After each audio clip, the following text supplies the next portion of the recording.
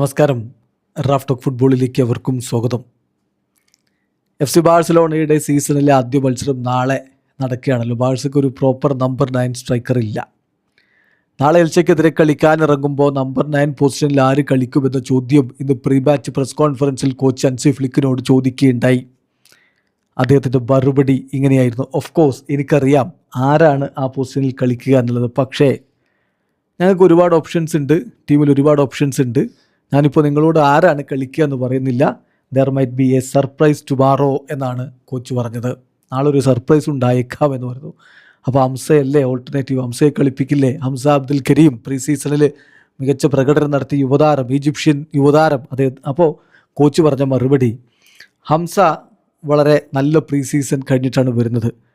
അവൻ ഒരു നമ്പർ 9 ആണ്, young player with lot of potential. അങ്ങനെയാണ് ഞാൻ അവനെ കാണുന്നത്. അവന് ഗോളുകൾ അടിക്കാനുള്ള കപ്പാസിറ്റി ഉണ്ട്.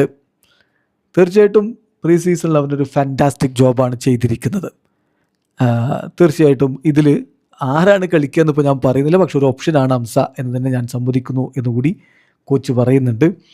അതോടൊപ്പം അദ്ദേഹത്തോട് ചോദിക്കുന്നു, ഇപ്പോൾ ഗോള് എന്ന് പറഞ്ഞാൽ ഒരുപാട് ഗോളടി മികവുള്ള താരങ്ങൾ പോയല്ലോ, അപ്പോൾ അതെങ്ങനെ മാനേജ് ചെയ്യും? അതായത് goal loss without Lewandowski, Ferran, Rashford ഇങ്ങനെ ഗോൾ അടിച്ച് കൂട്ടിയിരുന്നവർ പോയി. അതെങ്ങനെ മാനേജ് ചെയ്യുന്നതാണ് പറയുന്നത് അദ്ദേഹത്തിൻ്റെ മറുപടി. എനിക്കറിയില്ല എങ്ങനെയാണെന്നുള്ളത് എക്സാക്ട്ലി ഇപ്പോൾ പറയാൻ പറ്റില്ല. കാരണം നമ്മൾ ഇപ്പോൾ ടോപ്പ് പ്ലേയേഴ്സിനെ സൈൻ ചെയ്തിട്ടുണ്ടല്ലോ, ക്വാളിറ്റി വളരെ ഹയറുമാണ്. അപ്പോൾ ഒരുപാട് ചേഞ്ചസ് ഉണ്ട്.